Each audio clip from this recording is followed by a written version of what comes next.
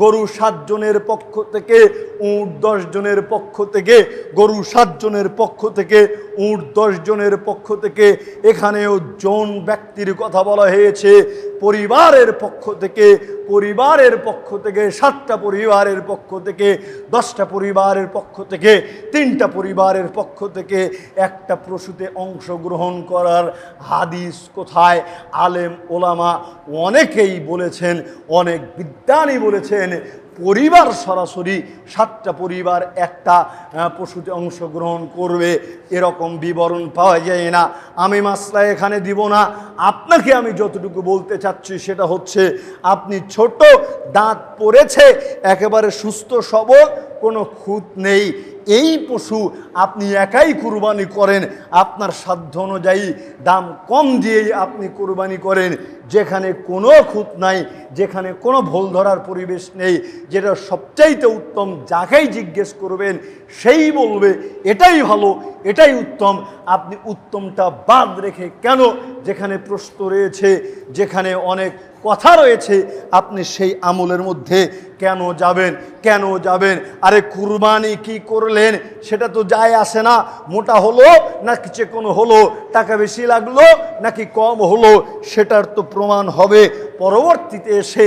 কোথায় এসে আল্লাহ বলতেছেন, লাই ইয়ানালাল্লাহু লুহুমুহা ওয়ালা দিমাউহা ওয়ালাকিন ইয়ানালাহু তাকওয়া মিনকুম।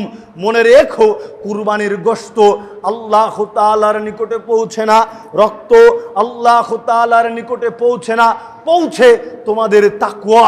আপনি আপনার তাকওয়াকে জিজ্ঞেস করেন, আপনার অন্তরকে জিজ্ঞেস করেন, আপনার তাকওয়া ঠিক আছে কিনা। যদি তাকওয়া ঠিক না থাকে, পরহেজগারিতা ঠিক না থাকে, তবে সেই কুরবানি দেয়া আর না দেয়া উভয়টাই সমান, উভয়টাই সমান। সুতরাং আপনি আপনার নিয়তকে ঠিক রেখে অবশ্যই অবশ্যই কুরবানি করুন। পবিত্রতা ঘোষণা করতে হবে, আল্লাহ তাআলার মহিমা ঘোষণা করতে হবে, সেজদাকারীদের অন্তর্ভুক্ত হতে হবে। জিলহজ মাসের 2-1 দিন চলে গিয়েছে, আমাদের উপর আছর পড়ে নাই, আমাদের উপরে প্রভাব পড়ে নাই যে আমরা জিলহজ মাসের মধ্যে প্রবেশ করেছি। এখানে জুমার খুতবা চলছে, মসজিদ থেকে দেখতে পাচ্ছি বহু মানুষ এখনো কাজে ব্যস্ত, বহু মানুষ এখনো কাজে ব্যস্ত। আপনাকে আমি পূর্বেই 2-1 দিন, 2-1 জুমা পূর্বেই বলছিলাম যে দাজ্জালের অনুসারী তারাই হবে যখন দাজ্জাল তাদেরকে রিজিক দিবে, খাদ্য দিবে, তখন তারা আল্লাহকে ভুলে গিয়ে দাজ্জালের পিছনে ছুটবে। আজকে আমাদের পরিস্থিতি ঠিক এমনটাই হয়েছে। রিজিক যখন সামনে আসে আল্লাহকে ভুলে যাই, ফরজ সালাতকে ভুলে যাই, ফরজ ইবাদতকে ভুলে যাই, তাওহীদটাকে আমরা ভুলে যাই। আমাদের পরিস্থিতি এমনটা হয়েছে। জিলহজ মাস এসেছে, গরু ছাগল যেভাবে দিন পার করে চলে যাচ্ছে, দিন পার করে চলে যাচ্ছে, আমরাও ঠিক সেভাবেই পার করে চলে যাচ্ছি। জিলহজ মাস আমাদের মধ্যে প্রবাহিত হচ্ছে, আমাদের পরিবর্তন নাই, আমাদের পরিবর্তন নাই। লক্ষ্য করেন, ইবনে আব্বাস রাদিয়াল্লাহু তাআলা আনহু বলতেছেন, রাসূল সাল্লাল্লাহু আলাইহি ওয়াসাল্লাম বলেছেন, মা মিন আইয়ামিল আমালুস সালিহু ফীহিন্না আহাব্বু ইলাল্লাহ মিন হাদিহিল আইয়ামিল আশরাতি। আল্লাহ তাআলার নিকটে পৃথিবীতে এমন কোনো দিন নাই, আল্লাহ তাআলার নিকটে পৃথিবীতে এমন কোনো দিন নাই যেই দিন জিলহজ মাসের 10 দিনের তুলনায় অধিক উত্তম। এই জিলহজ মাস আল্লাহ তাআলার নিকটে প্রথম 10 দিন যতটা উত্তম, এই জিলহজ মাসের প্রথম 10 দিনের ইবাদত আল্লাহ তাআলার নিকটে যতটা উত্তম, অন্য কোনো দিনের আমল আল্লাহ তাআলার নিকটে এতটা উত্তম নয়, এতটা উত্তম নয়। তবে কেন আমার আপনার পরিবর্তন হবে না? কেন আমার আপনার পরিবর্তন আসে না? বুঝতে হবে, অন্তরটা পচে গিয়েছে, ঈমানটা দুর্বল হয়ে গিয়েছে। আমরা বুঝি, আমরা মাঝে মধ্যে বলে থাকি প্রত্যেকটা কাজের মৌসুম রয়েছে। এক একটা সময়ে এসে ব্যবসায়ীরা তাদের ক্ষতি লোকসান পুষিয়ে নেয়। এখন বলতে পারি ঈদ পূর্ব মুহূর্ত যারা পোশাকের দোকানদার রয়েছে, যারা দর্জি রয়েছে, দেখা যাচ্ছে 6 মাসে যা বিক্রয় না করবে তারা এই 10টা 15টা দিনে তার চাইতে অধিক বেশি বিক্রয় করবে, অর্থাৎ তাদের ব্যবসার মৌসুম। এই কারণে তারা একেবারে খাওয়া দাওয়া বন্ধ করে নিয়মিত দোকান খুলে অন্য সময়ের চাইতে তারা এখন বেশি সময় ধরে দোকানে ডিউটি করে, কারণ তাদের মৌসুম এখন। ঠিক তেমনিভাবে আমাদেরকেও বুঝতে হবে মুসলমানদের ইবাদতের এটা মৌসুম, এই জিলহজ মাসের প্রথম 10 দিন। কেননা আল্লাহ তাআলার নিকটে সবচাইতে উত্তম আমল হচ্ছে জিলহজ মাসের প্রথম 10 দিনের আমল। কতটা উত্তম আপনাকে কি করে বুঝাই? ক্বালু ইয়া রাসূলুল্লাহ সাল্লাল্লাহু আলাইহি ওয়াসাল্লাম, সাহাবাগণকে জিজ্ঞেস করা হলো, আল্লাহর নবী আপনি বলুন তো দেখি, ওয়ালাল জিহাদু ফি সাবিলিল্লাহ, আল্লাহর রাস্তায় জিহাদও কি এই 10 দিনের আমলের তুলনায় উত্তম নয়? তখন আল্লাহর নবী বললেন, ওয়ালাল জিহাদু ফি সাবিলিল্লাহ, না না না, এই 10 দিনের আমলের তুলনায় আল্লাহর রাস্তায় জিহাদে বের হওয়াটাও উত্তম নয়। তবে যারা বের হয়ে গিয়েছে জানমাল নিয়ে আর ফিরে আসে নাই, তারা ব্যতীত আপনাকে একটু স্মরণ করিয়ে দিতে চাই, আমরা জিহাদের আলোচনা করেছিলাম, শহীদদের মর্যাদা কি, জিহাদকারীদের মর্যাদা কি। এখানে আল্লাহর নবীকে জিজ্ঞেস করা হচ্ছে, আল্লাহর নবী মানুষ যদি জিহাদে যেতে চায় তবে কি এই 10 দিনের আমলের চাইতেও জিহাদ উত্তম হবে, নাকি এই 10 দিনের আমল উত্তম হবে? আল্লাহর নবী বললেন, এই 10 দিনের আমল জিহাদের চাইতেও উত্তম, জিহাদের চাইতেও উত্তম। অথচ আমরা এই 10 দিনে কোনো রকম একটু আমল যে বেশি করব, আমাদের যে একটু পরিবর্তন আসবে, এই রকম পরিবর্তন আমাদের মধ্যে লক্ষ্য করা যায় না। আবু হুরায়রা রাদিয়াল্লাহু তাআলা আনহু বলেন, রাসূল সাল্লাল্লাহু আলাইহি ওয়াসাল্লাম বলেছেন, মান কানা লাহু সাআতুন ওয়া লাম ইযহি ফালা ইয়াকরাবান্না মুসাল্লানা, যে ব্যক্তি সামর্থ্য থাকা সত্ত্বেও কুরবানি করে না, সে যেন আমাদের ঈদগাহ মাঠে না আসে। আল্লাহর নবী বললেন, যে ব্যক্তি সামর্থ্য থাকা সত্ত্বেও কুরবানি করে না, সে যেন আমাদের ঈদগাহ মাঠে না আসে। এই দিকের পরিবেশ কি জানি না, আমার যতটুকু মনে হয় সাধ্য অনুযায়ী অনেকেই কুরবানি করে। আমি টাঙ্গাইলে দেখেছি একজন ব্যক্তিকে, একজন না একাধিক ব্যক্তিকে দেখেছি যাদের অর্থ সম্পদের অভাব ছিল না। আমি একজন ব্যক্তিকে দেখেছিলাম 40 থেকে 70 লক্ষ টাকার মালামাল রয়েছে দোকানে, আর সে বলতেছে আমার কুরবানি ফরজ হয় নাই। আস্তাগফিরুল্লাহ তুবু ইলাই। আমি জিজ্ঞেস করছি, ভাই কুরবানি কি গো আপনার? তো বলতেছে আমার উপরে কুরবানি ফরজ হয় নাই।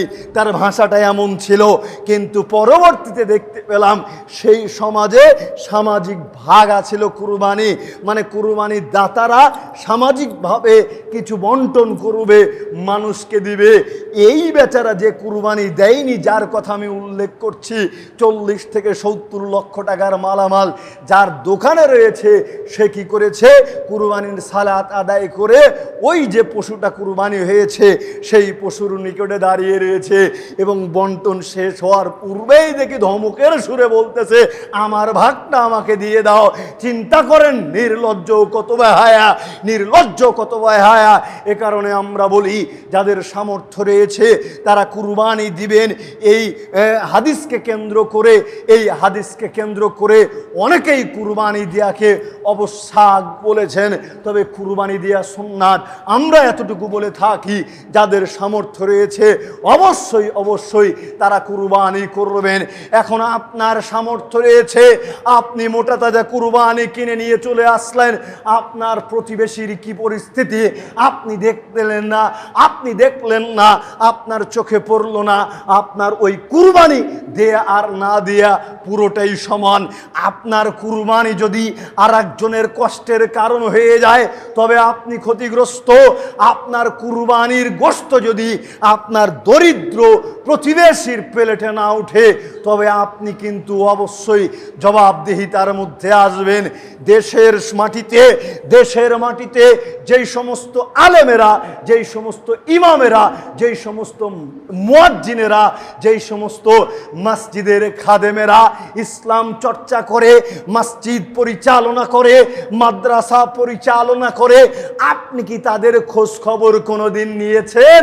আপনি কি তাদের খোঁজ খবর নিয়েছেন?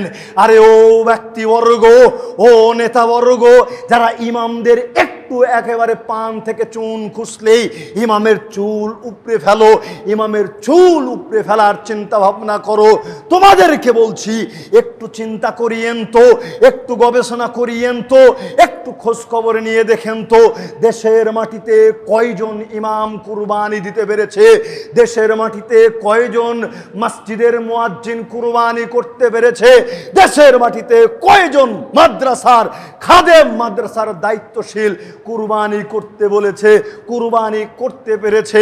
আরে দূরের কথা নয়, দূরিয়ে দিলাম, আমি আপনাদের এখান থেকে 2 থেকে 3 কিলোমিটারের মধ্যে কয়েকজন কয়েকজন মসজিদের ইমামের বেতন প্রতি মাসে 1200 থেকে 2000 টাকা আমি বের করে দিতে পারবো। আপনি আমাকে বলেন এই ইমামগুলো কি করে কুরবানি দিবে? এই ইমামগুলো কি করে কুরবানি দিবে? যেই ইমাম আপনাকে কুরবানির দায়িত্ব বুঝাচ্ছে, যেই ইমাম আপনাকে কুরবানির দায়িত্ব, গুরুত্ব, ফজিলত শেখালো, কুরবানি দিতে অনুপ্রাণিত করলো, সেই ইমাম যদি কুরবানি দিতে না পারে, সেই ইমাম যদি কুরবানি দিতে না পারে, সেই ইমামকে নিয়ে কটু মন্তব্য করতে লাগলে আপনার অন্তরে কেন বাঁধে না? আপনার অন্তরকে একটাবার জিজ্ঞাসা করিয়েন, একটাবার প্রশ্ন করিয়েন। রাসূল সাল্লাল্লাহু আলাইহি ওয়াসাল্লাম কুন্না উকুফান ইনদান নবী সাল্লাল্লাহু আলাইহি ওয়াসাল্লাম বিআরাফাতা, মিখনাফ ইবনে সুলাইম রাদিয়াল্লাহু তাআলা আনহু বলতেছেন, আমরা রাসূল সাল্লাল্লাহু আলাইহি ওয়াসাল্লামের সাথে আরাফায় অবস্থান করছিলাম। আমরা রাসূল সাল্লাল্লাহু আলাইহি ওয়াসাল্লামের সাথে আরাফার মাঠে অবস্থান করতেছিলাম। আল্লাহর নবী ডাক দিয়ে বললেন, ইয়া আইয়ুহান নাস, হে পৃথিবীর মানুষ শোনো, ইন্না আলা কুল্লি আহলি বাইতিন ফি কুল্লি আমিন উদহিয়াতান, তোমাদের প্রত্যেকটা পরিবারের পক্ষ থেকে প্রত্যেকটা বছর একটি করে কুরবানি রয়েছে। বুঝিয়েন এই অংশটুকু মাসলার আলোচনা, আপনার মনোযোগ দিয়ে আলোচনাটা লক্ষ্য করার চেষ্টা করুন। আল্লাহর নবী ডাক দিয়ে বললেন, ইয়া আইয়ুহান নাস, হে পৃথিবীর মানুষ শোনো, ইন্না আলা কুল্লি আহলি বাইতিন ফি কুল্লি আমিন উযহিয়াতান, তোমাদের প্রত্যেকটা পরিবারের পক্ষ থেকে প্রত্যেকটা বৎসর একটি করে কুরবানি রয়েছে। তাহলে প্রতিটা বৎসরে প্রত্যেকটা পরিবারের পক্ষ থেকে একটি কুরবানির কথা বলা হলো, একটি কুরবানির কথা বলা হলো। এখন আমাদের তো প্রশ্ন, আমরা তো ভাগে কুরবানি করি মোহাম্মদ আলী ভাই সাহেব, তাহলে ভাগে কুরবানি কি আমাদের হবে না? ব্যাপারটা মোটে এরকম নয়। লক্ষ্য করেন, জাবির ইবনে আব্দুল্লাহ রাদিয়াল্লাহু তাআলা আনহু বলতেছেন, নাহারনা মা রাসূলুল্লাহ সাল্লাল্লাহু আলাইহি ওয়াসাল্লাম আমাল হুদাইবিয়াতাল বাদানাতা, আমরা রাসূল সাল্লাল্লাহু আলাইহি ওয়াসাল্লামের সাথে প্রতি আনসাবাতিল বাকারাতা আনসাবাতিন, আমরা 7 জনের পক্ষ থেকে উট এবং 7 জনের পক্ষ থেকে গরু কুরবানি করলাম। আমাল হুদাইবিয়াতাল বাদানাতান সাবাতিন আল বাকারাতান সাবাতিন, রাসূল সাল্লাল্লাহু আলাইহি ওয়াসাল্লামের সাথে হুদাইবিয়ার বছরে 7 জনের পক্ষ থেকে একটা উট এবং 7 জনের পক্ষ থেকে একটা গরু কুরবানি করলাম। বুঝিয়েন 7 জন ব্যক্তির কথা হাদিসের মধ্যে এসেছে, 7 জনের পক্ষ থেকে একটা উট, 7 জনের পক্ষ থেকে একটা গরু, এই হাদিসটি আসলো। এরপরে অন্য বিবরণীর দিকে যদি লক্ষ্য করি, তাহলে আল্লাহর নবী বলেছেন, আল বাকারাতু আন সাবাতিন ওয়াল জাজুরু আন সাবাতিন, উট 7 জনের পক্ষ থেকে, গরু 7 জনের পক্ষ থেকে। তাহলে এখানেও 7 জনের কথা বলা হয়েছে, 7 জনের কথা বলা হয়েছে। আপনি বলবেন আরও তো একটা হাদিস রয়েছে, দলিল রয়েছে, কি সেই হাদিস? হাসান বিন আলী রাদিয়াল্লাহু তাআলা আনহু বলতেছেন, রাসূল সাল্লাল্লাহু আলাইহি ওয়াসাল্লাম আমাদেরকে আদেশ করেছেন। কি সেই আদেশ করেছেন? আন্নাল বাসা আজওয়াদা মা নাজিদু ওয়া আন্না তাতাইয়িবা বিআজওয়াদি মা নাজিদু ওয়া নুযহিয়া বিআসমানি মা নাজিদুল বাকারাতু আন সাবআতিন ওয়াল জাসুরু আন আশারাতিন। আমরা যেন ঈদের দিনে যথাসাধ্য সুন্দর পোশাক পরিধান করি, যথাসাধ্য সুন্দর পোশাক পরিধান করি। এখন তো আমাদের যেই কালচার, আমরা ঈদ কেন্দ্রিক নতুন পোশাক ক্রয় করে থাকি। ঈদকে কেন্দ্র করে নতুন পোশাক ক্রয় করতে হবে এরকম বিবরণ পাওয়া যায় না। আবারও লক্ষ্য করিয়েন, ঈদকে কেন্দ্র করে নতুন নতুন পোশাক, দামি দামি পোশাক ক্রয় করতে হবে এমন বিবরণ পাওয়া যায় না।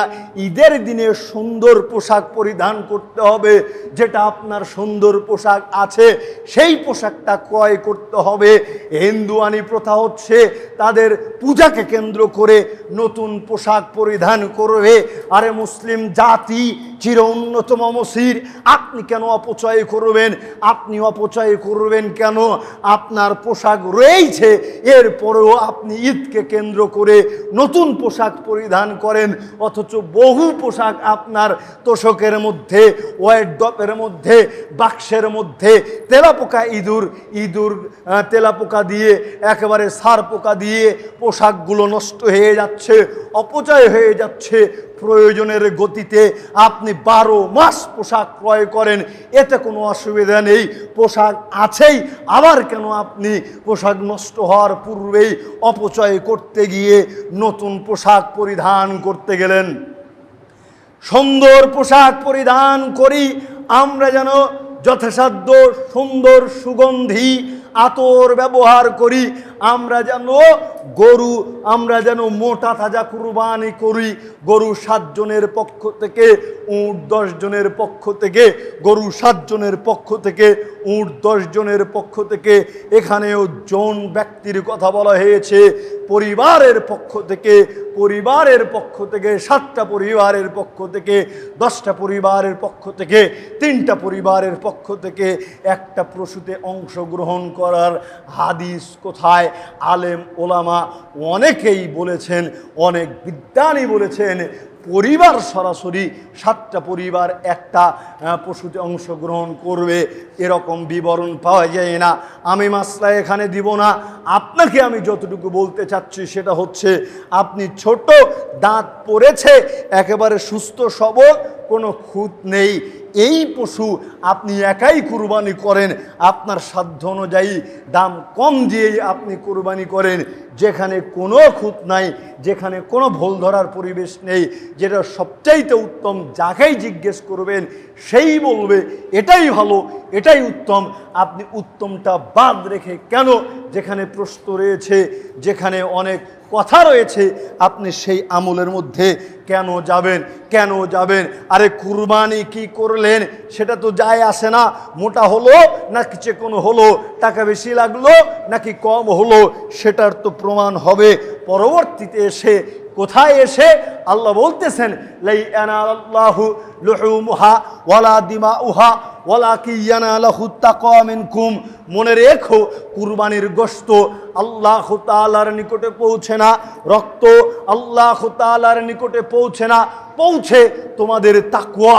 আপনি আপনার তাকওয়াকে জিজ্ঞেস করেন, আপনার অন্তরকে জিজ্ঞেস করেন, আপনার তাকওয়া ঠিক আছে কিনা। যদি তাকওয়া ঠিক না থাকে, পরহেজগারিতা ঠিক না থাকে, তবে সেই কুরবানি দেয়া আর না দেয়া উভয়টাই সমান। সুতরাং আপনি আপনার নিয়তকে ঠিক রেখে অবশ্যই কুরবানি করুন। উম্মে সালামা রাদিয়াল্লাহু তাআলা আনহা বলতেছেন, রাসূল সাল্লাল্লাহু আলাইহি ওয়াসাল্লাম বলেছেন, মান কানা লাহু যিবহুন ইয়াযবাহুহু ফাইযা উহিল্লা হিলালু যিল হিজ্জাতি ফালা ইয়াখুযান্না মিন শা'রিহি ওয়ালা মিন আযফারিহি শাইআন হাত্তা ইউযহি। যার নিকটে কুরবানির পশু রয়েছে, সে যেন জিলহজ মাসের চাঁদ উদিত হওয়ার পর থেকে কুরবানি করার আগ পর্যন্ত তাদের চুল নখ কর্তন না করে, বিষয়টা কি বুঝতে পেরেছেন? আমি আবারও বলছি, আল্লাহর নবী বলতেছেন যাদের কুরবানির পশু রয়েছে তারা যেন জিলহজের চাঁদ উদিত হওয়ার পর থেকে কুরবানি করার আগ পর্যন্ত তাদের চুল নখ কর্তন না করে। অন্য একটা বিবরণ রয়েছে, যদিও হাদিসটা জয়ীফ, ওলা কিন্তা খুযু মিন শারিকা ওয়া আযফারাকা তাকুসু শারিবাকা ওয়া তাহলুকা আনাতাকা ফাতিলকা তামামু উযহিয়াতিকা ইনদাল্লাহি আযজা ওয়া জাল্লা। তুমি তোমার চুল নখ কাটবে, গোপ ছোট করবে, নাভির নিচের লোম কাটবে। এই কাজগুলো তোমাকে কুরবানির পূর্ণ নেকি প্রদান করবে। এক কথায় আমি বলতে চাচ্ছি, প্রত্যেকটা মুসলমানকে, ছোট বড় সবাইকে, জিলহজ মাসের চাঁদ উদিত হওয়ার পর থেকে কুরবানি করার আগ পর্যন্ত চুল নখ কর্তন করা যাবে না, চুল নখ কাটা যাবে না। এ ব্যাপারে আজকে আপনাদের নিকট থেকে আমি স্বীকৃতি নিতে চাচ্ছি। যদিও আজকের বক্তব্যটা হওয়া উচিত ছিল ক্লাসের মতন, একজন আর একজনকে জিজ্ঞেস করব, কিন্তু চিন্তা করে দেখলাম অনেক কথা বলবো, এই কারণে মাঝখানে নিঃশ্বাস নিচ্ছি না। কিন্তু আপনাকে এ কথাটা আমাকে বলতেই হবে।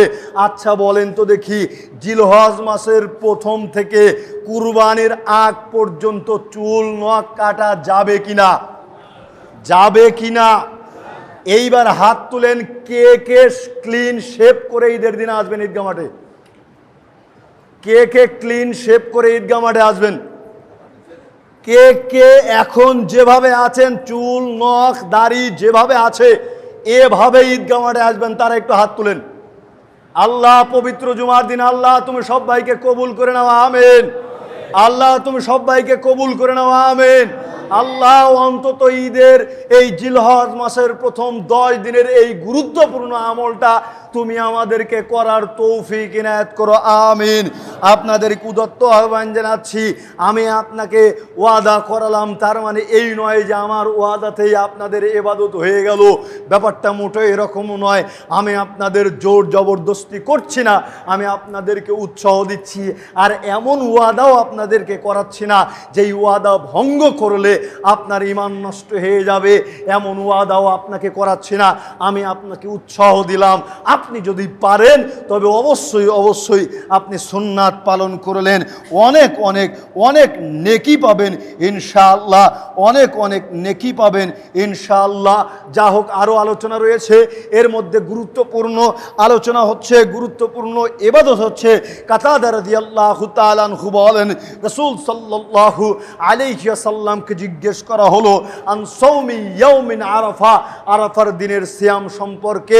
ফালিউকাফিরুস সানাতাল মাদিয়াতা ওয়াল বাকিয়াতা। তখন আল্লাহর নবী বললেন, সঙ্গী সাথী শোনো, আরাফার দিনের একটা সিয়াম, আরাফার দিনের একটা সিয়াম পূর্বের 1 বছর এবং পরের 1 বছর, পূর্বের 1 বছর এবং পরের 1 বছরের যাবতীয় যত অপরাধ রয়েছে আল্লাহ সুবহানাহু ওয়া তাআলা একদিনের আরাফার সিয়ামের বদৌলতে সমস্ত অপরাধকেই মোচন করে দিবেন। সুবহানাল্লাহ। কে কে থাকবেন একটু বলেন তো দেখি, থাকবেন আপনারা? আলহামদুলিল্লাহ, অনেকে হাত উঠিয়েছেন। একটা দিনের সিয়াম খুব কষ্ট হবে, একটা দিনের সিয়াম খুব কষ্ট হবে। আরে আপনারা চাইলে অনেক কিছু করা যায়, আমি আপনাদের জন্য নিবেদিত প্রাণ। আপনারা যদি এরকমটা করতে পারেন যে আরাফার দিনে আমরা সিয়াম রাখবো, সিয়াম রেখে এই আরাফার দিনে আমরা ইফতার মাহফিল করব, বুঝতে পেরেছেন কথা? ইফতার মাহফিল করব, যদি করতে পারেন আমাকে ডাকিয়ে ইনশাআল্লাহ আমিও আপনাদের সাথে শরীক হব ইনশাআল্লাহ। পরিশেষে উদাত্ত আহ্বান জানাচ্ছি, মা বোন ছেলে ভাই বোন সকলেই আপনার আরাফার দিনের সিয়াম পালন করবেন। একদিনের সিয়াম পূর্বের 1 বছর পরের 1 বছরের যত অপরাধ রয়েছে আল্লাহ তাআলা সমস্ত অপরাধকেই মোচন করে দেবেন। সুবহানাল্লাহ। আয়েশা রাদিয়াল্লাহু তাআলা আনহা বলতেছেন, রাসূল সাল্লাল্লাহু আলাইহি ওয়াসাল্লাম বলেছেন, মা মিন ইয়াউমিন আকসারা মিন আন ইয়াতিকাল্লাহি ফিহি আবদাম মিনান নারি মিন ইয়াউমিন আরাফা। আল্লাহ সুবহানাহু ওয়া তাআলা বান্দাকে আরাফার দিনে যত বেশি জাহান্নাম থেকে পরিত্রাণ দিয়ে থাকেন, অন্য কোনো দিনে আল্লাহ তাআলা এত বেশি মানুষকে জাহান্নাম হতে পরিত্রাণ প্রদান করেন না। সুবহানাল্লাহ। তাহলে বোঝা যাচ্ছে বছরে 365 দিনের মধ্যে সবচাইতে বেশি আল্লাহ তাআলা আরাফার দিনে মানুষকে জাহান্নাম হতে পরিত্রাণ প্রদান করেন। আমরা যদি বলতে যাই লাইলাতুল কদরের চাইতেও আল্লাহ তাআলা বেশি আরাফার দিনে মানুষকে জাহান্নাম হতে পরিত্রাণ প্রদান করেন। রমজানের সিয়ামের চাইতেও বেশি আল্লাহ তাআলা আরাফার দিনে বান্দাদেরকে জাহান্নাম হতে পরিত্রাণ প্রদান করেন। এ কারণে অবশ্যই আপনাকে আরাফার দিনের সিয়াম পালন করতেই হবে। ওয়াইন্নাহু লায়াদনু সুম্মা ইবাহি বিহুমুল মালাইকাতু ফায়াকুলু মা আরাদা হাউলাই। আল্লাহ তাআলা এই দিনে বান্দার অধিক নিকটবর্তী হন, এই দিনে মানুষের অধিক নিকটবর্তী হন এবং ফেরেশতাদের নিকটে বলতে থাকেন, ফেরেশতা দেখো তোমরাই তো আমার এই বান্দাদের বিরোধিতা করেছিলে, আজকে দেখো আলুথালু রুক্ষ কেশ নিয়ে তারা উপস্থিত হয়েছে, তারা কি চাচ্ছে আমার নিকটে, তারা যা চাচ্ছে আমি আল্লাহ তাআলা তাদেরকে তাই প্রদান করব। সুবহানাল্লাহ। সুতরাং অবশ্যই আমাদেরকে আরাফার দিনের সিয়াম পালন করতে হবে এবং যারা পারি পুরোটা জিলহজ মাসের প্রথম 10 দিনের সিয়াম পালন করব। মনে রাখতে হবে আরাফার সিয়াম একটাই, যেই দিন সৌদিতে আরাফা হবে সেই দিন আমরা সিয়াম পালন করব, সেই দিন আমরা সিয়াম পালন করব। আল্লাহ সুবহানাহু ওয়া তাআলা আমাদেরকে সঠিক বুঝ দান করুক। আমিন। ওয়া আখিরি দাওয়ানা আনিল হামদুলিল্লাহি রাব্বিল আলামিন।